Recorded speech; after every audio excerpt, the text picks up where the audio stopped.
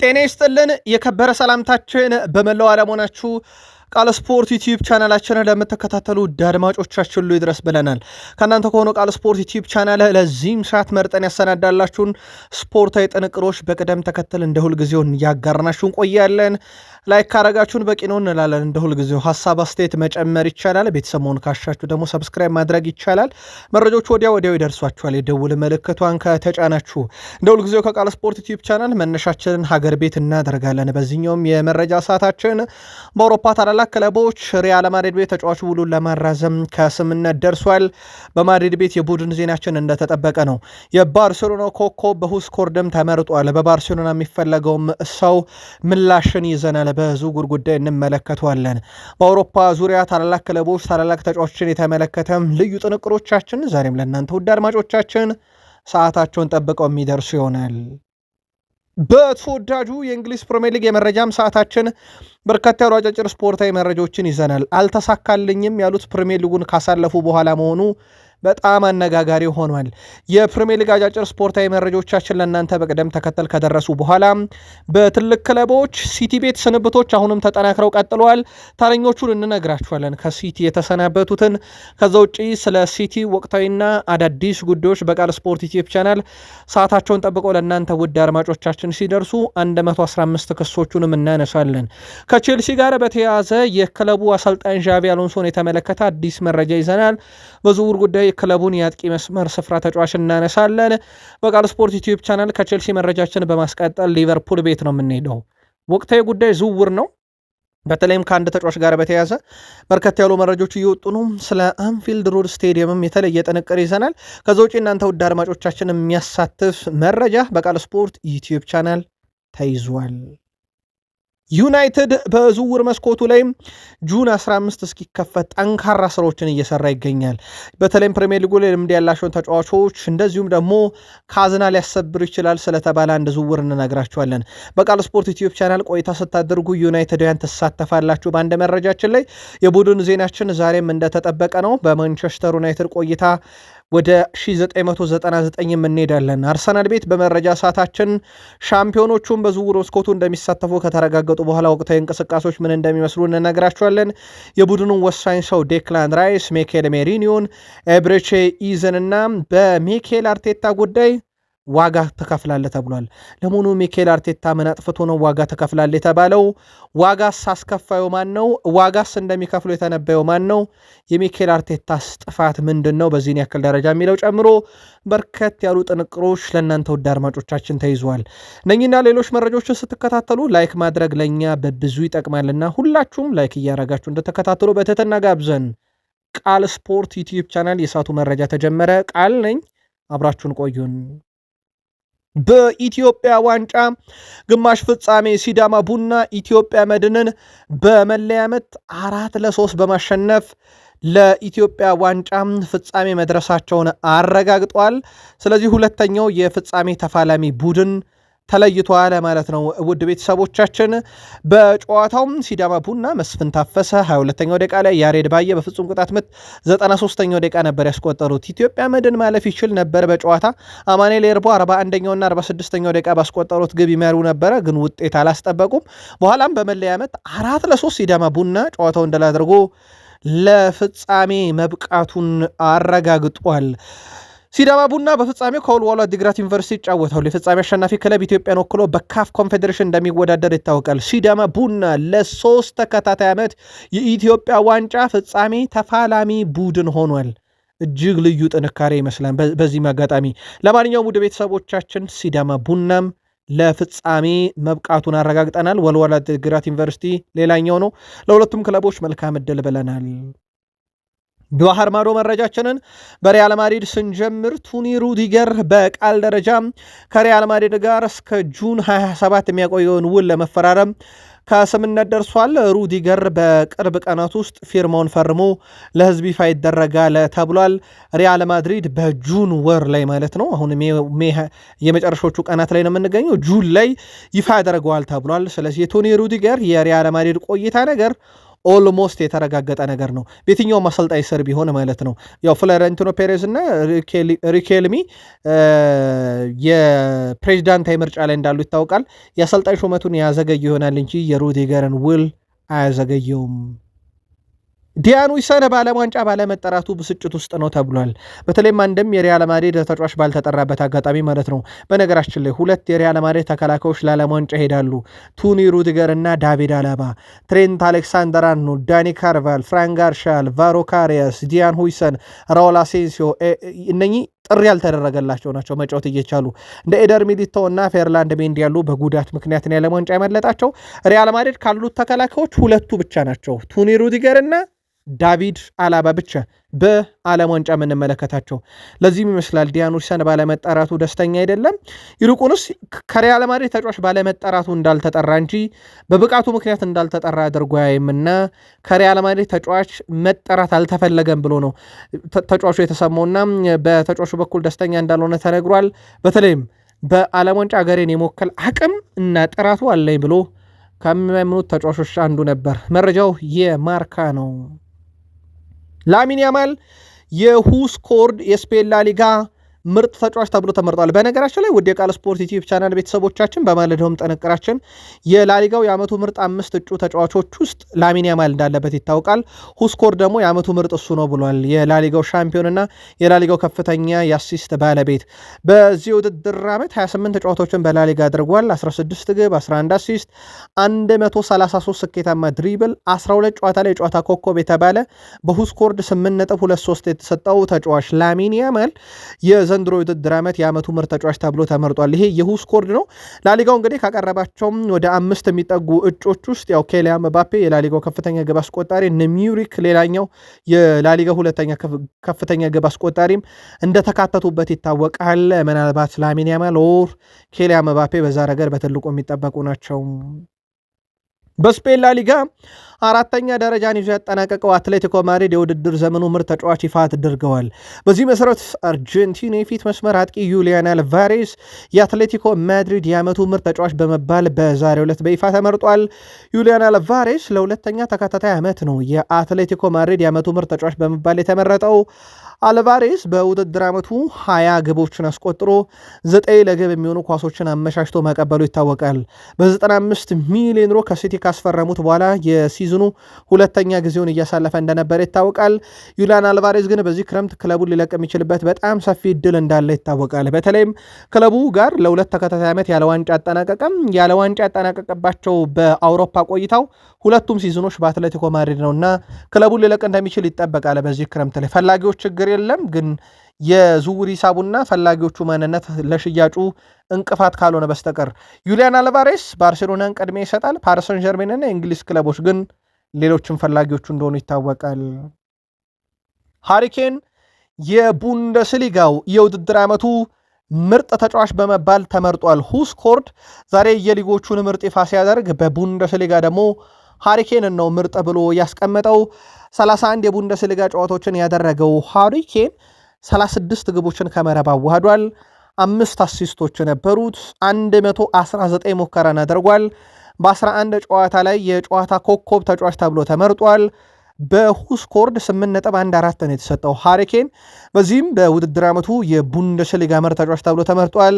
የቡንደስሊጋ የዲኤፍኤ ፖካል ባለ ክብር የአውሮፓ ሻምፒዮንስ ሊግን በነገራችን ላይ በርከት ያሉ ግቦችን አስቆጥሮ ነበር። በዚህ ዓመት ተጠብቆ ነበረም ያልተሳካለትም። ምናልባት የዓለም ዋንጫን የሚጨምር ከሆነ ከእንግሊዝ ፕሪሚየር ሊግ ከእንግሊዝ ብሔራዊ ቡድን ጋር በቀጣይ ይጠበቃል። ለማንኛውም የሁስኮርድ የዓመቱ ምርጥ የቡንደስሊጋ ሃሪኬን ተብሎ በዛሬው ዕለት ተመርጧል። የአውሮፓ ሊጎች ሲጠናቀቁ በርከት ያሉ ክለቦች የአውሮፓ ሻምፒዮንስ ሊግ ትኬትን መቁረጣቸውን አረጋግጠው እንደተጠናቀቀ ይታወቃል። 7 ክለቦች ብቻ ይቀራሉ። በጥሎ ማለፍ የሚለዩ ይሆናል።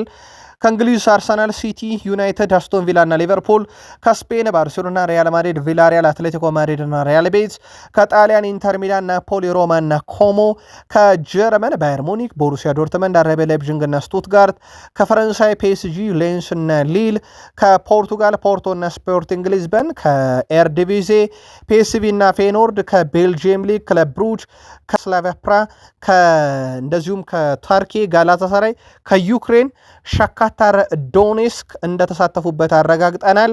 ውድ የቃል ስፖርት ዩቲዩብ ቻናል ቤተሰቦቻችን በዚህ መሰረት ቀሪዎቹ 7 ቡድኖች ደግሞ በአውሮፓ ሻምፒዮንስ ሊግ የሚሳተፉ በጥሎ ማለፍ እንደዚሁ የሚለዩ ይሆናል። የቀድሞ የፕሪሚየር ሊግ ተጫዋች ነው። በቼልሲ በዩናይትድ እናውቀዋለን።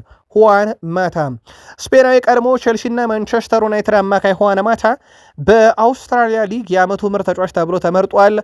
ለአውስትራሊያው ክለብ ሜልቦርን ቪክተር የሚጫወተው ማታ የ2025/26 የውድድር ዓመት የዓመቱ ምርጥ ተጫዋች በመባል መመረጥ ችሏል።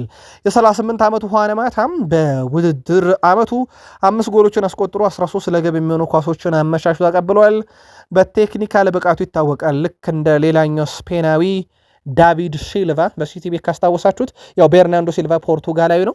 ልክ እንደ ዳቪድ ሲልቫ በግራ እግሩ በጣም ምርጥ ኳሶችን ሲጫወት እናውቀዋለን ወይም እናስታውሰዋለን። በተለይም በዩናይትድም በቼልሲ የዩናይትድም የቼልሲ ደጋፊዎች ጠንቅቀው የሚያውቁት ተጫዋች ነው ማለት ይቻላል። ለማንኛውም ሁዋን ማታ በእግር ኳስ ዕድሜ መባቻው ዘመን ላይ የኦስትሪያ ሊግ የዓመቱ ምርጥ ተጫዋች በመባል ተመርጧል። ክርስቲያኖ ሮናልዶ ከ8 ዓመት በፊት የመጨረሻ ጨዋታውን በሪያል ማድሪድ በነጩ መለያ አከናወነ። ጨዋታው ውድ ቤተሰቦቻችን የአውሮፓ ሻምፒዮንስ ሊግ የፍጻሜ ጨዋታ በ2018 ሜይ 26 ሪያል ማድሪድን ከሊቨርፑል ያገናኘ ጨዋታ ነበረ። ጨዋታው በሪያል ማድሪድ 3-1 አሸናፊነት ነበር የተጠናቀቀው። በቤንዜማ በኩል 51ኛው ደቂቃ ላይ መሪ ያደረገ ሪያል ማድሪድን ማኔ 55ኛው ደቂቃ ላይ ሊቨርፑል ናቸው ያደረገ። በኋላም ላይ ጋሬዝ ቤል ውብ ግቦችን አስቆጥሮ በተለይም አንደኛዋ ገባ አክሮባቲክ የነበረች ግብ ናት። በእርግጥ የግብ ጠባቂ ችግር የነበረበት ጨዋታ ነው በሊቨርፑል በኩል። ለማንኛውም ሮናልዶ በጨዋታው ግብ አያስቆጥርም፣ ግን ክለቡ የአውሮፓ ሻምፒዮንስ ሊግን ዋንጫ ያነሳበት እሱ 5ኛውን የአውሮፓ ሻምፒዮንስ ሊግ ዋንጫ ያሳካበት ዓመት ነበር። በዛው ከክለቡ ጋር ተለያይቶ ወደ ዩቬንቱስ ያመራበትና ለሪያል ማድሪድ የመጨረሻ ጨዋታ ያደረገበት ቀን ልክ በዛሬዋ ቀን 2018 ላይ ሜይ 26 ነበር። ቃል ስፖርት ላይ ናችሁ። ለሰዓቱ የተመራረጡ ስፖርታዊ ጥንቅሮችን ከአገር ቤት ከባህር ማዶ ለእናንተ ውድ አድማጮቻችን በሚመጠን መልኩ አሰናድተን እያቀረብላችሁ እንገኛለን። ሁልጊዜ የምንላለን ከእኛ ጋር ቆይታ ስታደርጉ ላይክ አድርጉን። የእናንተ አንድ ላይክ ለእኛ በብዙ ይጠቅመናል። ከእናንተ የሚቀነስ የሌለበትን ላይክ በማበርከት ቃል ስፖርት ዩቲዩብ ቻናልን ደግፉ እንላለን። መረጃዎቹንም አጋራችሁ ቃል ነኝ። ከፕሪሚየር ሊግ መረጃችን ጋር አብራችሁን ቆዩን። እዚህ የመጣሁት ሃል ሲቲን በሻምፒዮንሺፕ ላቆይ ግን አልተሳካም፣ ምክንያቱም ፕሪሚየር ሊግ አደገ እያሉ ነው። ወደ ፕሪሚየር ሊግ ያደገው ሃል ሲቲ አሰልጣኝ ሰርጂ ጃክሮቪች እዚህ የመጣሁት ክለቡን በሻምፒዮንሺፕ ለማቆየት ነበር ብለዋል። አሰልጣኙ ሲናገሩም እዚህ የመጣሁት ሃል ሲቲን በሻምፒዮንሺፕ ላቆየ ነበር፣ ነገር ግን አልተሳካልኝም ብለዋል። ምክንያቱም ወደ ፕሪሚየር ሊግ አድገናል፣ በሻምፒዮንሺፕ አልቆየንም ሲሉ ገልጸዋል።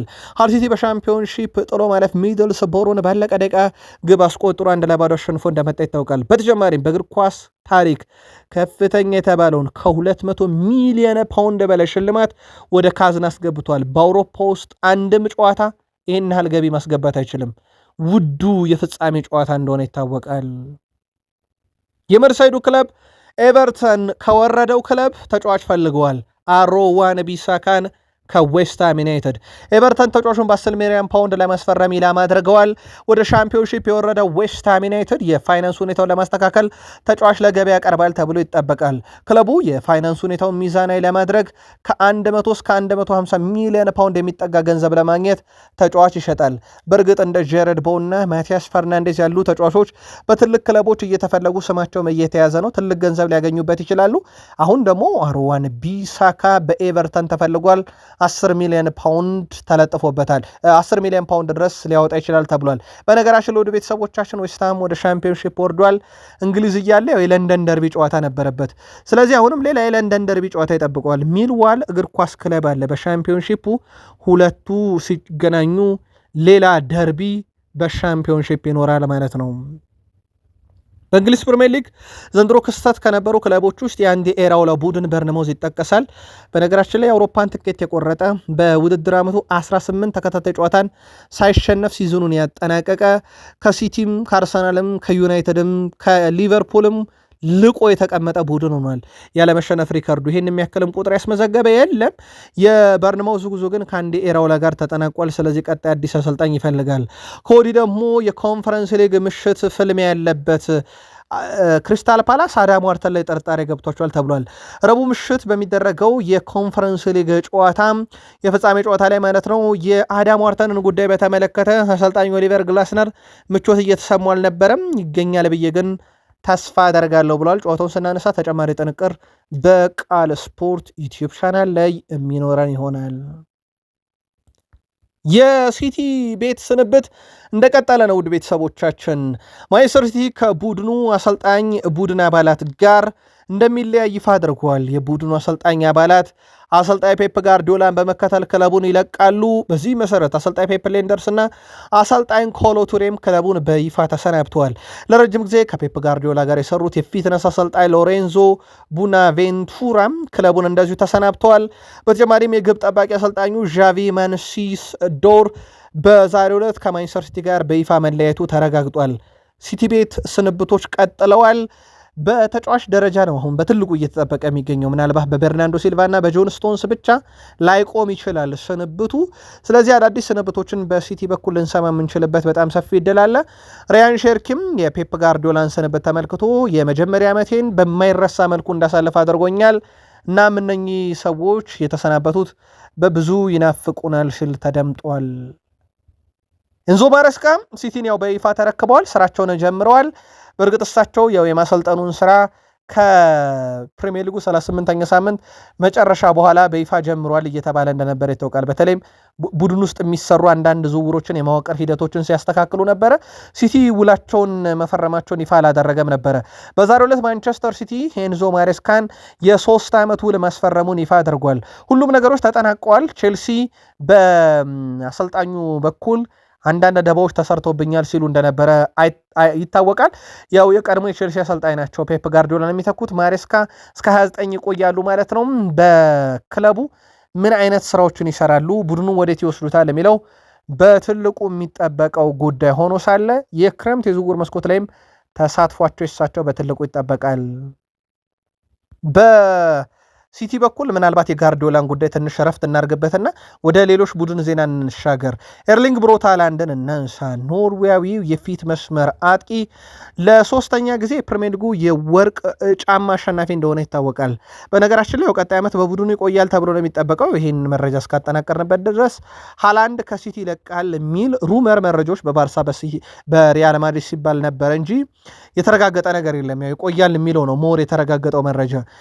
የፔፕ ጋርዲዮላን ስንብት ምናልባት ተከትሎ የሚመጡ ጫናዎች ከሌሉ ሲቲ ቤት። ከዚህ ጋር በተያዘ ቴሪ ዳንኤል ሆነሪና ሳላ አራት ጊዜ የፕሪሚየር ሊግ የወርቅ ጫማን ከወሰዱ በኋላ አሁን የነ አለን ሼረርና የነ ሃሪኬንን ቁጥር ተስተካክሏል። ሃላንድ በሚቀጥለው የውድድር ዓመት ወይም ሲቲ በሚቆይበት ዓመታት አንድ ጊዜ ወርቅ ጫማን ካነሳ ከሳላህና ከሄነሪ ሲስተካከል 2 የውድድር ዓመታትን የፕሪሚየር ሊግ ከፍተኛ ግብ አስቆጣሪ ከሆነ ደግሞ ይህን ሪከርድ የግሉ ማድረግ ይችላል። በሲቲ በኩል ጃክ ግሪሊሽ ከማይረሳቸው አጋጣሚዎች በተለይም የጋርዲዮላን ስንብት ተመልክቶ በርካቶች ሀሳባቸውን ሲያጋሩ ጃክ ግሪሊሽ ሊዮኔል አንድሬስ ሜሲን ሲቲ ከፓሪስ ሰን ጀርሜን በነበራቸው ጨዋታ አግኝተ ነው ነበርና ሁልጊዜም ጋርዲዮላ ከማረሳው ነገር እኛ ስህተት በሰራን ቁጥር ሜሲ ቢሆን አይስተውም፣ ሜሲ ቢሆን ያቀብል ነበር በስትክክል እያለ ሁሉ ነገር የሜሲን ስም ነበር የሚያነሳውና በዛ አጋጣሚ ሜሲን ስናገኘው በጣም ተገርሜ ነበር። ለመጀመሪያ ጊዜ ነው አንደኛ ያገኘሁትና አናገሬው ነበር ብሏል ሜሲን በወቅቱ። ጋርዲዮላ አንተን በጣም ይወዳል ስለው ሳቀ። እናም እባክህ ለሲቲ መተህ ተጫወት፣ ምክንያቱም ጋርዲዮላ በእኛ እየተናደደብን ነው በአንዳንድ ውሳኔ ሜሲ ቢሆን እያለን ነው፣ እናንተ ብትኖር አይበሳጭም ነበረ እባክህና ብዬ ነገርኩት። በኋላም ላይ እሱ ከሳቀ በኋላ ምን ለማለት እንደፈለግክ ተረድቻለሁ ብሎ እጅ ተጨባብጠን ተለያይተናል። ሜሲን ያኔ ነበር ያገኙት። ከጋርዲዮላ ጋር ከነበረን ትዝቶች መረሰው ብዙ ጊዜ ለምንሰራቸው ስህተቶች ሜሲ ቢሆን ይለን ነበር ብሏል ጃክ ግሪሊሽ። አሁን በኤቨርተን በውሰት ዓመቱን እንዳጠናቀቀ ይታወቃል።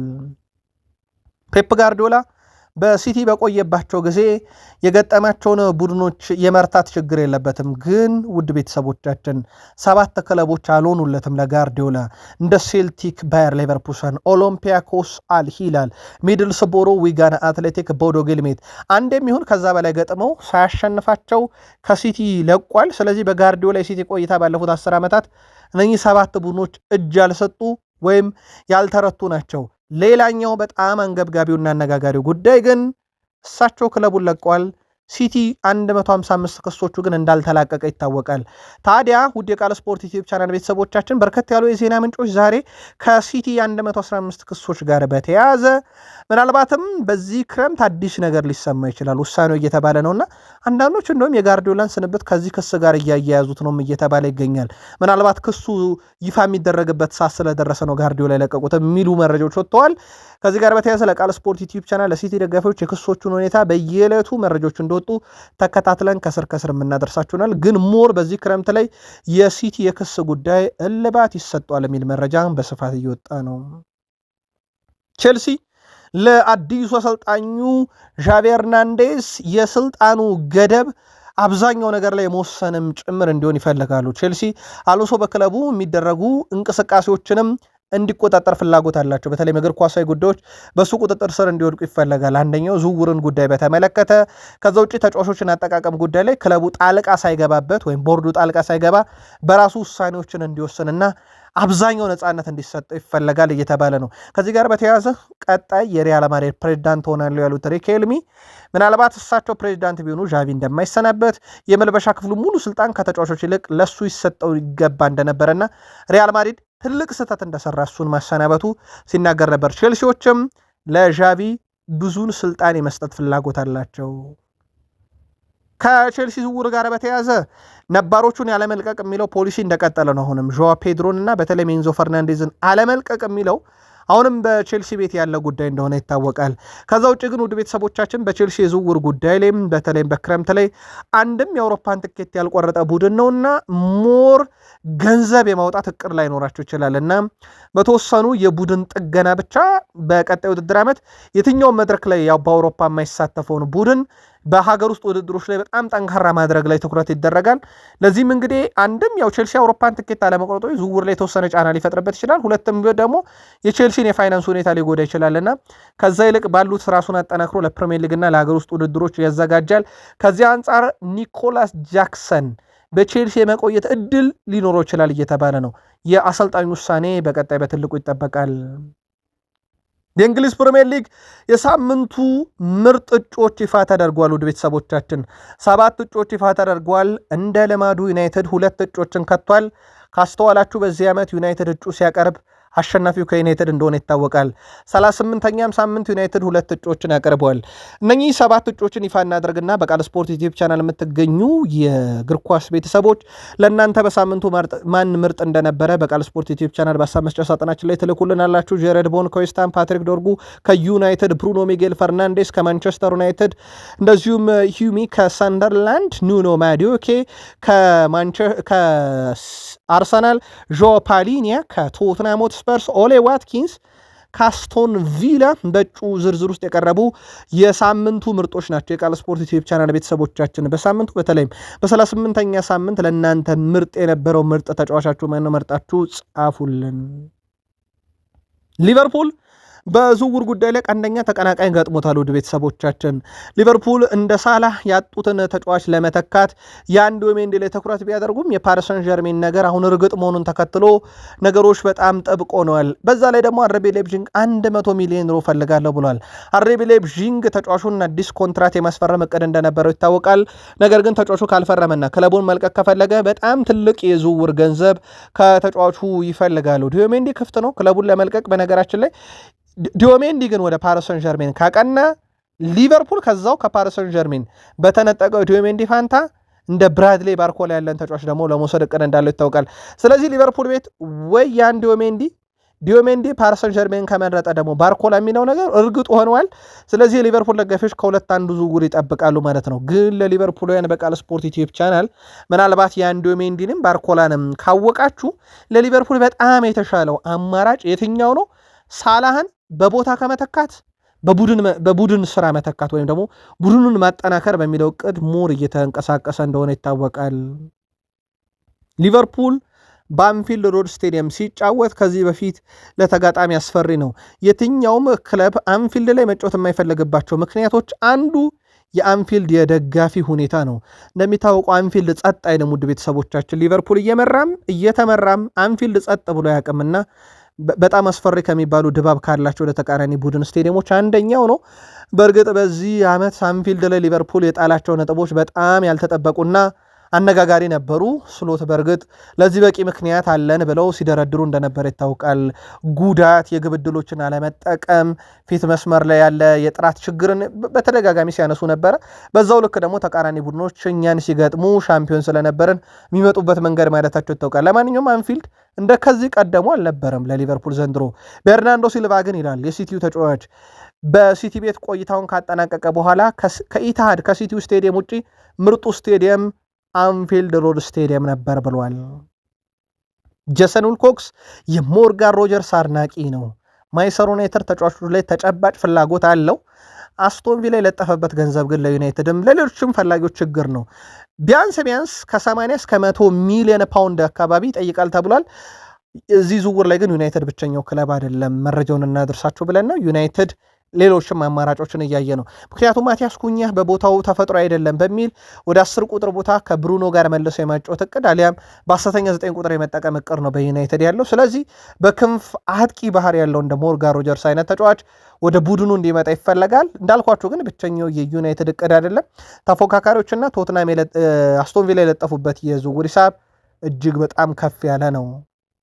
ማንቸስተር ዩናይትድ በርከት ያሉ የዜና ምንጮች ዛሬ ይዘውት ከወጡት መረጃ ውስጥ አንዱ የኦሪዮል ቹዋሜኒን ጉዳይ በተመለከተ ነው። ካዝሜሮን ለመተካት የተያዘው አማራጭ በሪያል ማድሪድ ሌላ ከ100 ሚሊዮን ዩሮ በላይ የሚከፈልበት ተጫዋች መሆኑ ለዩናይትድ ዝውውሩን አስቸጋሪ ሊያደርገው ይችላል እየተባለ ይገኛል።